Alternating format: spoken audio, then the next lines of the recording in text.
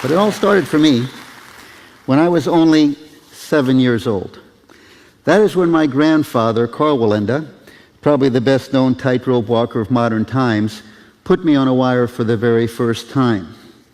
And on that wire was not even this high off the ground, it was only about the height of a regular kitchen table. But he taught me the elementary skills of tightrope walking. Things like how to hold this balancing pole. Things like how to place my feet on the wire.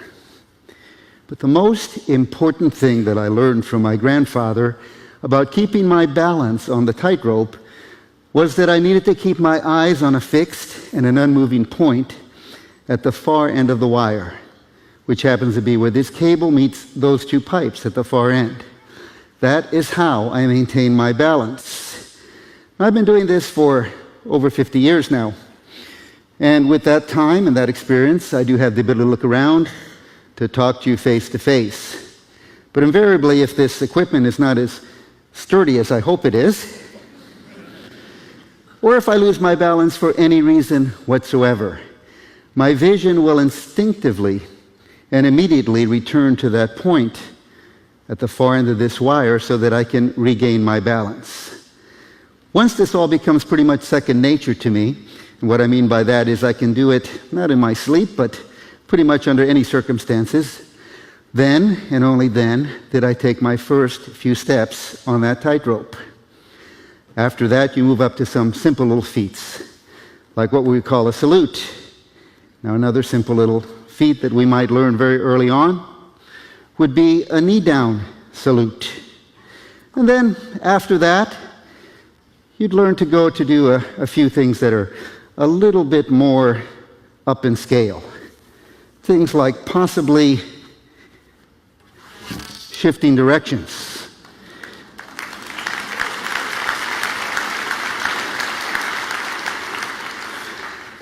You know, though, I learned very early on that I couldn't pay my bills or support my family by simply walking back and forth on a tightrope and doing some simple salutes.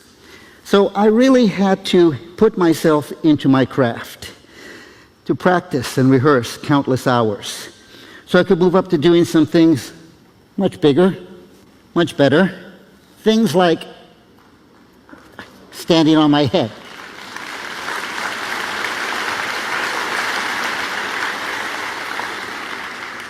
Ouch. The more time that goes by, the more stars I see doing that particular trick. You know, it might interest you to know that my rehearsals from the age of 7 until I was 12 or 13 is what it took until I could actually make my first few steps on a regular tightrope, which was 30, 35 feet in the air. And then my family made me wait another 5 years till I was 17 or 18 before I actually became a member of the Wallenda troupe.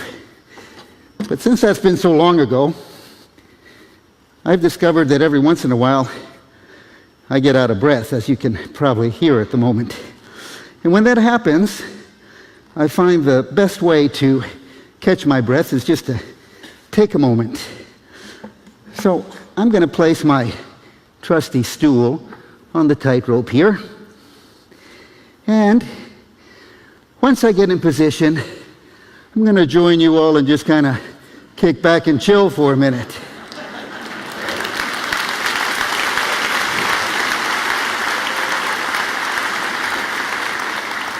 But while I'm chilling, let me tell you how that little lesson that my grandfather taught me so long ago has been invaluable to me.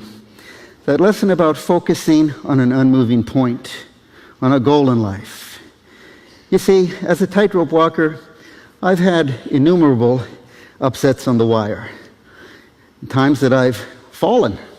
Well, I found that, by the way, I've never fallen to the ground. I've always been able to catch myself, but even so, that wire is very hard and very unforgiving.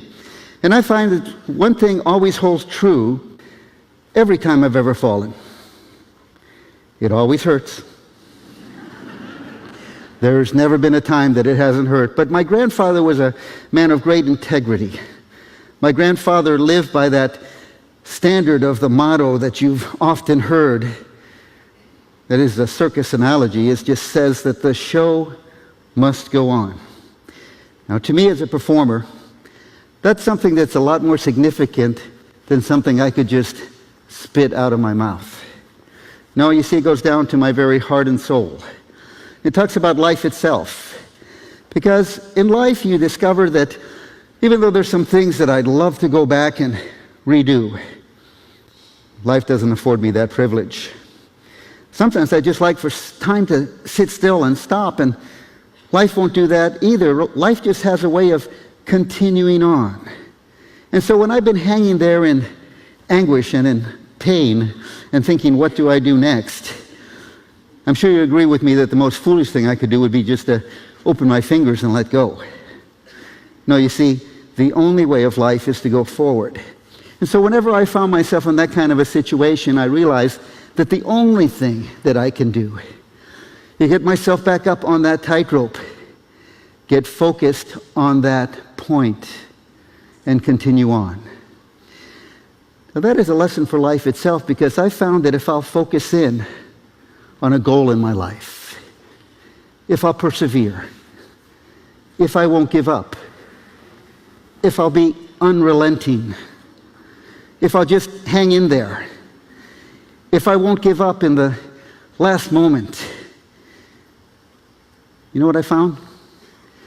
I found that I can accomplish absolutely the impossible in life.